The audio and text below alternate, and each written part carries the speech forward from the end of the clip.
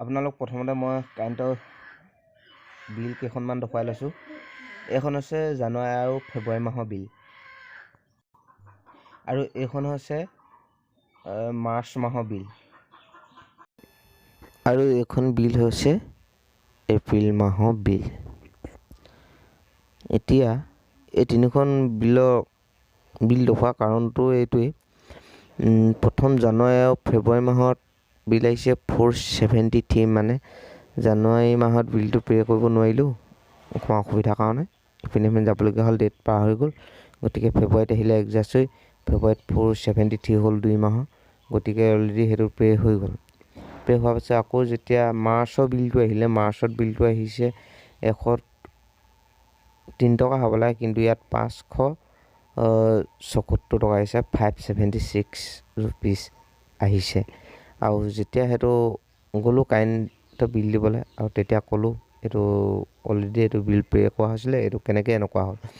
তেতিয়া যেনিবা সেইটো পইচাটো মাইনাছ কৰি দিলে, 473টো মাইনাছ কৰি দিলে, বাকীটো দিলোঁ সেইটো মাইনাছ কৰাৰ পাছত। কিন্তু এইবাৰ আকৌ সেই একেটাই হ'ল। এতিয়া এপ্ৰিল মাহৰ বিল আহিছে 638, মানে এইটো যিটো 576 সেই আকৌ সেইটো বিল লগতে এডজাষ্ট হৈ আহিছে। কিন্তু বাৰে প্ৰতি তেনেকুৱা এইটো জানি শুনি কৰা ভুল নে কওঁ বুলিয়ে কৰা ভুল, নাই ইয়াত বিলটো জমা লৈ অফিচত গৈ জমা নিদিয়েগৈ, সেইটো অলৰেডি ক'ব নোৱাৰোঁ। কিন্তু আগতে এনেকুৱা কেইবাবাৰ হৈছে 1 মাহত 10,000 টকালৈকে বিল আহিছে, অলৰেডি সেইটো ভৰিবলগীয়া হৈছে। কিন্তু সেইটো লাইনমেনৰ ভুলৰ কাৰণে তেনেকুৱা হৈছে। অকল আমাৰ বুলিয়ে নহয়, আমাৰ ওচৰৰ কেইবাঘৰ মানুহ তেনেকুৱা হৈছে, 40,000 টকালৈকে ভৰিছে। তাৰ প্ৰমাণ আছে 40,000 টকালৈকে ভৰা। কিন্তু যেতিয়া অফিচত গ'লোঁ, তেওঁৰ ওপৰত সবিশেষ কথাখিনি জনালোঁ, জনাৰ পিছত একো একশ্যন নল'লে, বৰঞ্চ তেওঁক ইয়াৰ পৰা ট্ৰেন্সফাৰ কৰি দিলে। কিন্তু এতিয়াও সেই একেটাই হ'ব যেনে পাওঁ, যদি অফিচত যাওঁ কওঁ, কি হয় নাজানো। কিন্তু তথাপি এবাৰ বিলটো লৈ অফিচত যাম বুলি ভাবিছোঁ, অফিচত দিমগৈ বিলটো, কি হয় দেখা যাওক। যদি সমাধা হয় অফিচত গৈ ঠিকে আছে, যদি আকৌ সেই একেটাই হয়, যদি পুনৰবাৰ আকৌ ভৰিবলগীয়া হয়, তেতিয়াহ'লে বেলেগ ব্যৱস্থা ল'ব লাগিব, আইনী ব্যৱস্থা ল'ব লাগিব এবাৰ বুলি ভাবিছোঁ, আইনী ব্যৱস্থা ল'ম বুলি ভাবিছোঁ। কি হয় যদি আপোনালোকেও এনেকুৱা হৈছে কেতিয়াবা জনাবচোন।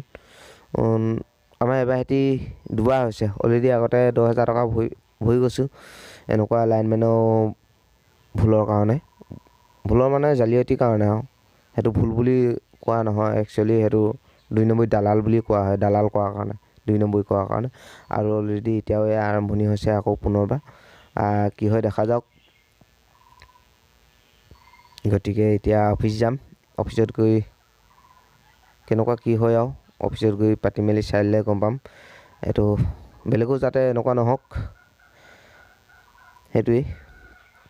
কিন্তু প্ৰকৃততে এইটো কিয় কৰিছে, যদি কিবা ভুলবশতঃ কৰিছে তেতিয়াতো একো নাই, ভুলৰ ক্ৰমে যদি কেতিয়াবা এনেকুৱা হৈ গৈছে একো নাই। যদি জানি শুনি কৰিছে ভুল, সঁচাকৈ এইটো এটা বহুত ডাঙৰ এটা ক্ৰাইম কৰি আছে। কিন্তু গৈ চাওঁ অফিচত, এইটো প্ৰকৃততে জানি শুনিয়ে কৰিছেনে, এইটো নাই ভুলবশতঃ হৈছেনে, সবিশেষ জানি লওঁ। তাৰপৰা বাকীডোখৰ কি কৰিব লাগে পাছত দেখা যাব। গতিকে ভিডিঅ'টো ইমানেই, আপোনালোকক দেখুৱালোঁ প্ৰকৃততে APDCL কৰ্মৰত ব্যক্তিসকলে কেনেকুৱা কাম কৰে, কিমান ন্যায়কৈ কাম কৰে।